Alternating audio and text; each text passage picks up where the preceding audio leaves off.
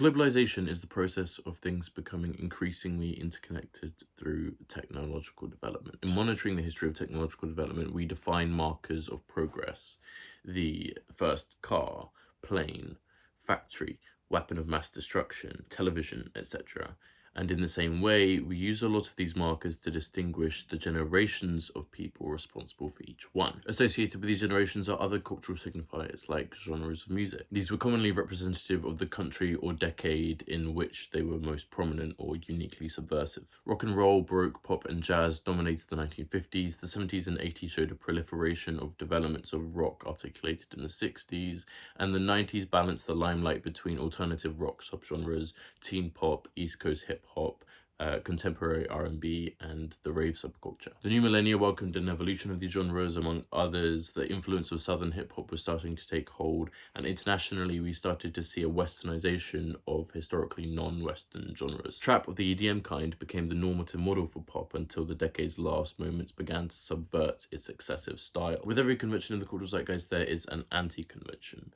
Without an orthodoxy to resist, there can, of course, be no avant-garde. Therefore, you'd expect the artistic response to corporate maximalist electronica would be intimate, down-to-earth, sincere, minimalist songwriting. You expected wrong.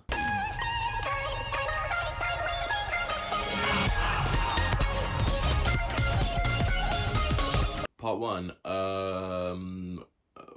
Words. Normally, the subject matter of an article is defined in its introduction, but the purpose here is to critique a definition, so I'm a little stumped, I guess. When we define things, it's normally as simple a matter as pointing at an object and saying that's what it is. It can be a little bit more complicated than that, though. For one, how do words that have no referable object, no referent, words like nobody and behalf come about? For two, sometimes people are wrong. We aren't going through a crisis of meaning, we're going through an existential vacuum. The first rule of Tautology Club is the first rule of Tautology Club. Gottlob Frege was a fatphobic caricature from the Harry Potter series. He postulated that some sentences once considered tautology are in actuality not so if they provide new information to someone who did not know the correlation between the two used names. For example, the phrase Charlotte Aitchison is redundant. We know that Charlotte Aitchison is Charlotte Aitchison because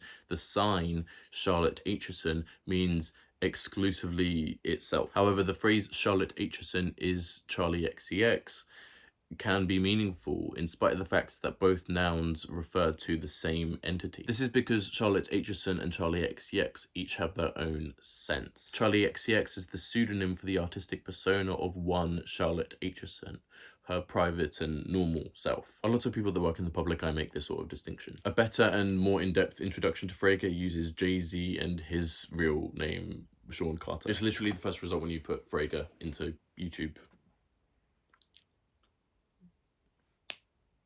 research. If you're internet literate or quote-unquote native, you're probably aware of the term hyperpop. The word came into consciousness through a Spotify playlist, though the playlist changes semi-regularly and sometimes at the discretion of the progenitor of the genre in which the title is supposed to describe, has consistently documented songs and artists that some would not agree as representative. Citations on the Wikipedia page for hyperpop.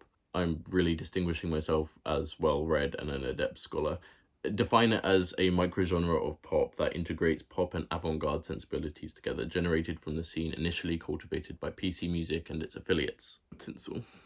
Get out of here. This mostly comes from an article for The Independent, which does not explicate what these avant-garde sensibilities are. Rate Your Music is another mainstream option to explore and define music genres with its robust labeling system.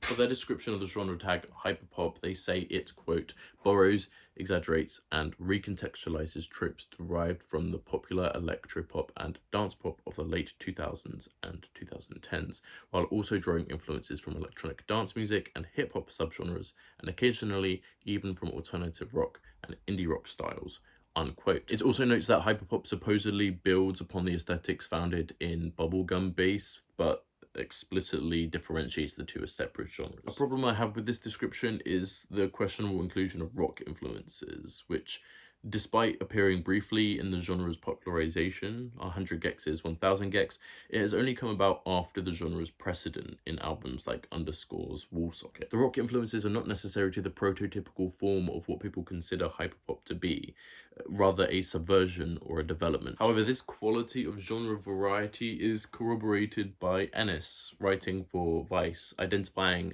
hyperpop's distinct identity as the, quote, shared ethos of transcending genre altogether, while still operating within the context of pop, unquote. I bring up the concepts of cultural signifiers and semantic sense because the only reason we posit hyperpop as having significant breadth is due to the internet facilitating the rapid pace of developmental signifiers. This complicates the features of hyperpop we may use to identify it. As a white man once said, in the context of online culture, this sort of generational signifiers are now becoming smaller and smaller and smaller. It used to be like, ooh, I had an 8-track and my father had vinyl. You know what I mean? Those were like 15 years apart. And now those generational sort of tent poles are happening every 6 months. Hyperpop was one thing, but now it's also this, and now it's also this, and now it's also this.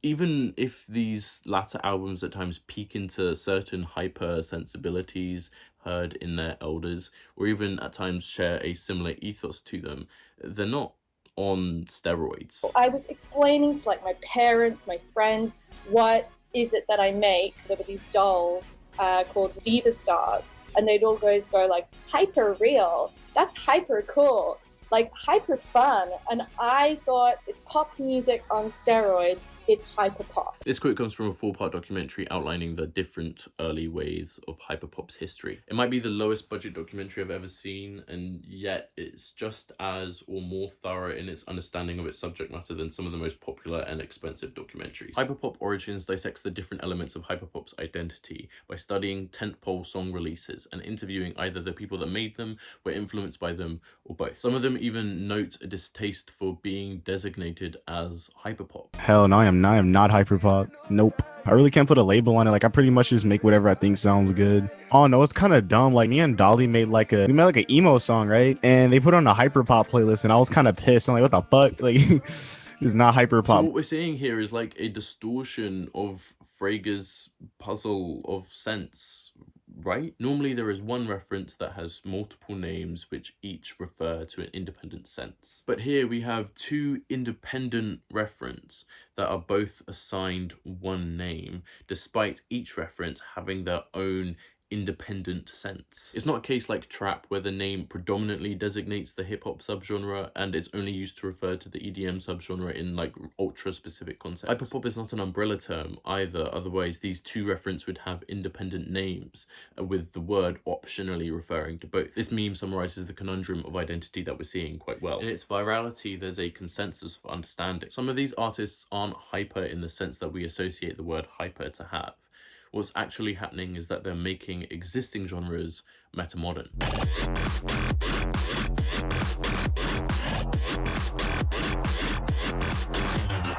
Part 2, metamodernism. Another day, another cup of coffee.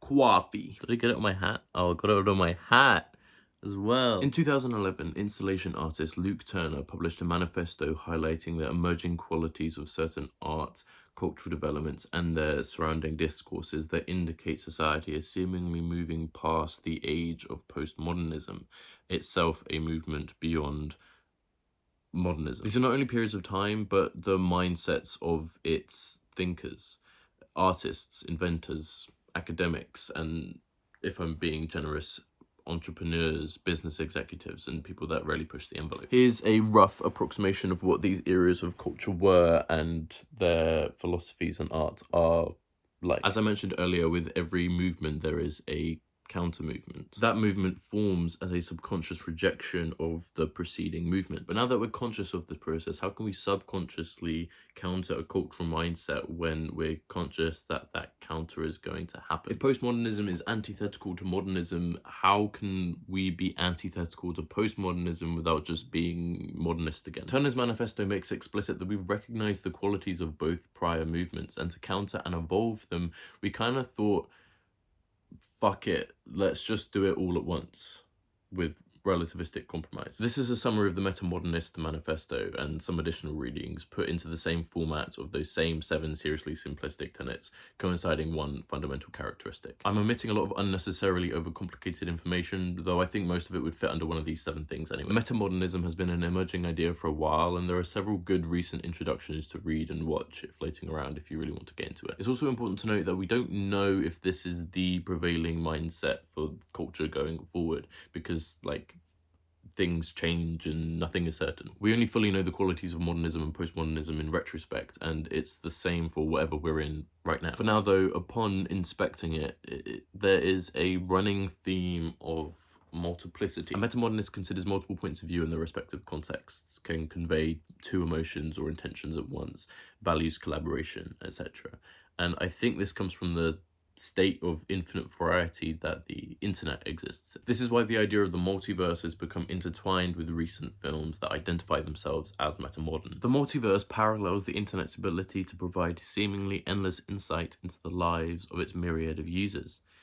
It has also become a mainstream property of the megacorporations that sell entertainment, so occupying that position breeds discourse inherently. Metamodernism arises from internet culture playing with the rigidity of structure, categorizations, and binaries due to the internet's brute forced excess of content transcending their need. The origins of the music genre that we're talking about criticizes this hyperstimulation and the artifice of commercialism that so perpetuates. In 2013, A.G. Cook founded a record label entitled PC Music. Cook aimed to narrow 2 gaps, that between what we understand pop music and electronic music to be, and that between what we understand high art and low art to be. This is what he had to say about it. I think it is this attitude where they're not separating high and low culture, or not seeing like pop music as a guilty pleasure, or kind of enjoying some aspect of the craft and having this sort of experimental attitude, not because of just needing or wanting to experiment, but just because they're just interested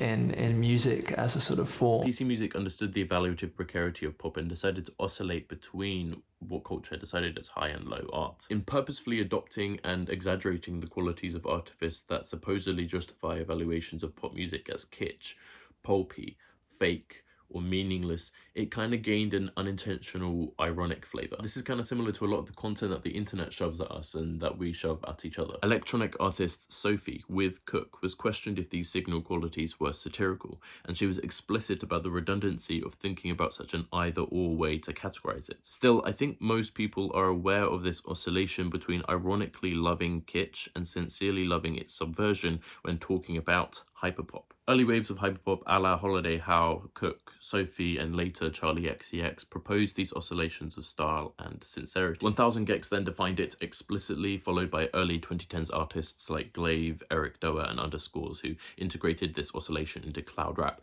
pop rap, and indie rock, respectively. Woolsocket notably oscillates between high and low forms overtly. Some songs seem majority low, like the bitchy teen pop of Locals, Old Money Bitch, or the country-tinged Jeez Louise, recalling the attitude of characters like Regina George, but they have high moments in them, the latter, for example, extending out and climaxing with an indie-tronica crescendo laden with heavy guitars. Then there are majority high forms of genres that appear, like noise pop and glitch, on songs like Uncanny Long Arms, itself also atmospherically exploding at the end, but it doesn't stray away from cheap drama either in its initial chorus and millennial woes. This is what I mean when I say bubblegum bass and hyperpop have the same ethos.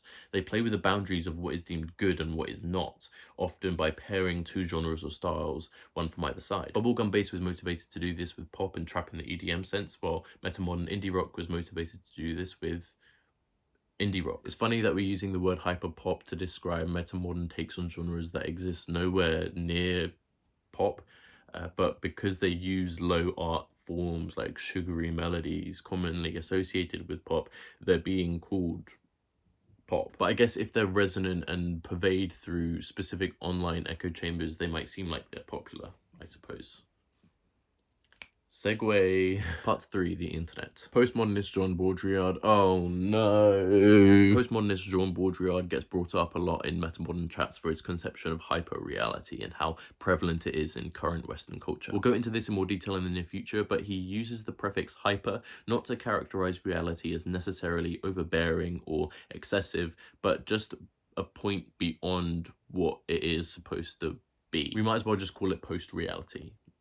Reality 2. I think this is what that one Spotify executive was going for when they named the hyperpop playlist, and why we can excuse the label for things that aren't quote unquote on steroids. Commercial playlists are defined more often by mood or theme than a strict genre anyway, so it's likely the Baudrillardian hyper encapsulates the metamodern style. The hyperpop playlist is not the impetus for the style. Metamodernist discussions on hyperreality attribute it to the internet, a multiverse of realities we might wish or fear to live in instead of our immediate reality. I think another key distinction that we can make between the two waves of hyperpop is how the internet plays a role in their respective art. To the past tense, pre-proliferation of metamodernism, LGBT stoner, Charlie XCX, Sophie kind of hyperpop, the internet is an aesthetic. Obviously, the internet has played a role in the function of PC music, but the label's identity in the hyperpop it made included textual and metatextual commentary on the internet, online relationships, and aforesaid artifice. Some albums are tastefully implicit about this, and others are very explicit,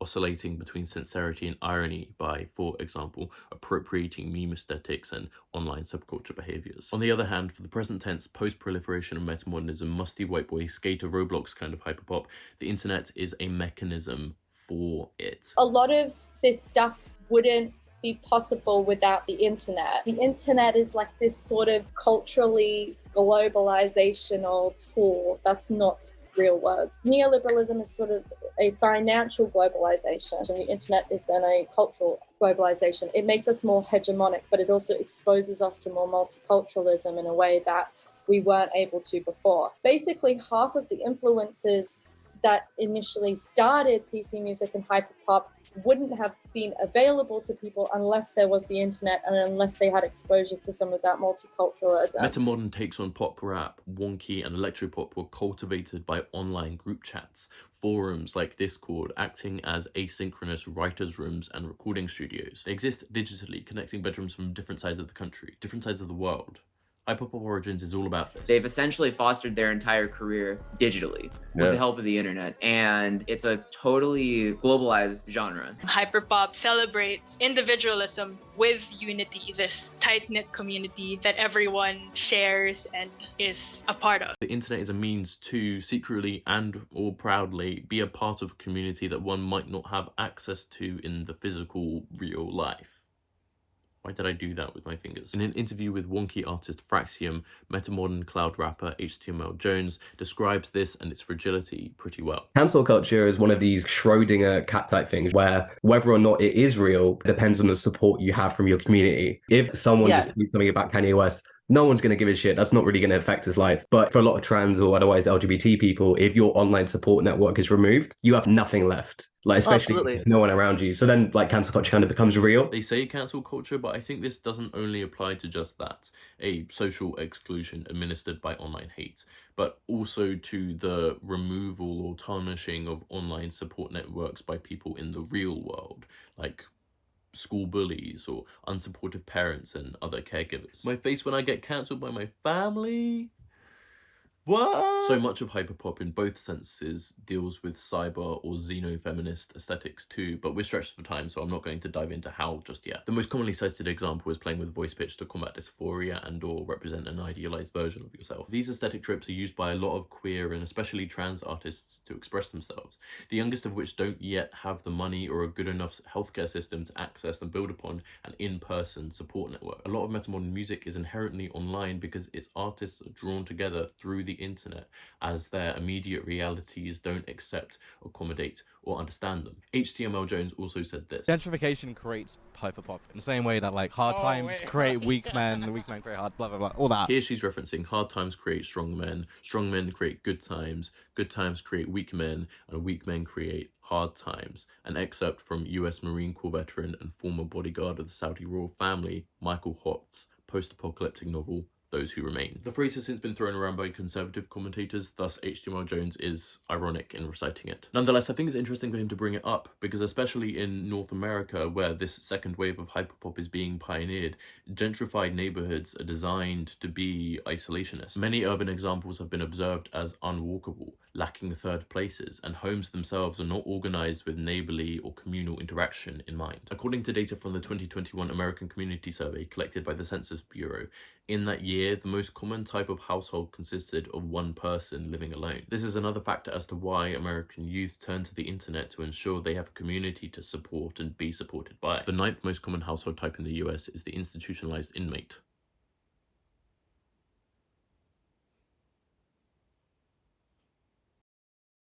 Conclusion, okay, let's just keep calling it hyperpop, I guess. So the word hyperpop names a way too broad a set of reference, to the point that even academic work just resigns itself to mean bubblegum bass, other metamodern genres, and metamodern takes on existing genres. What we've done is distinguish similar and different qualities of two different senses of hyperpop beyond what meme culture has murmured about. One sense of hyperpop existed before and helped realize a consciousness of what metamodernism is or does, even if metamodernism isn't the word that ultimately gets used to describe what this movement is referring to. It also references the internet to frame its aesthetics, which tap into cyberfeminism and the abject, often causing it to feel very intense. Hyper as in excessive. Another sense of hyperpop practices metamodernism even more consciously, predominantly oscillating between what we intuit low and high qualities of art to be. Sometimes it will integrate the two into a simultaneously low and high, sarcastic and sincere expression. It doesn't always use the internet to frame its aesthetics. It can, but whether it does or not, the internet is baked into this kind of art due to the collaborators' shared transhuman literacy of those online technologies that facilitate the creative process. Instead of talking about the internet, it is the internet. Hyper as in beyond. Hyperpop is not real. Shut the fuck up. It's not like a genre. It's just like the movement. So I'm really saying it is not a genre. The way that the word is being used at the moment makes it seem like the label is here to stay. It's issues in linguistic practicality like these that make us remember that art is fluid. Genres are going through identity crises all the time. I'm pretty sure the only thing that differentiates plunderphonics from sound collage is that it's comparably more cheeky and whimsical. Films stylistically influenced by prestige television are looking to adopt elevated as a style tag to prefix the actual genre name, like elevated horror. It happens. Whether Wubbs likes it or not though, his art will be called hyperpop, but it is probably more specific to call it something like metamodern pop, digicore, or metamodern emo rap. I don't fucking know. Bit of a mouthful though. The thing about definitions is that they're normally pretty democratic in that they're established through actual use and not through commentary on how they should be used. So if you want to refer to a specific kind of hyperpop, you should probably be explicit in which sense you want to invoke.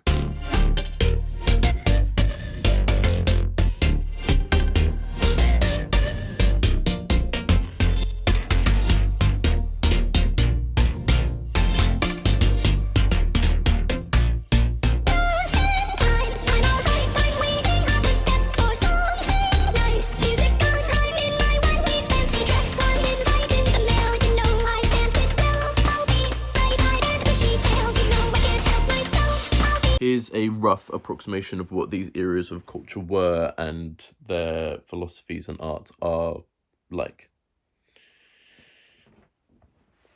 Last one. I just fucking spilled my coffee all over my nice trousers. I'm going to literally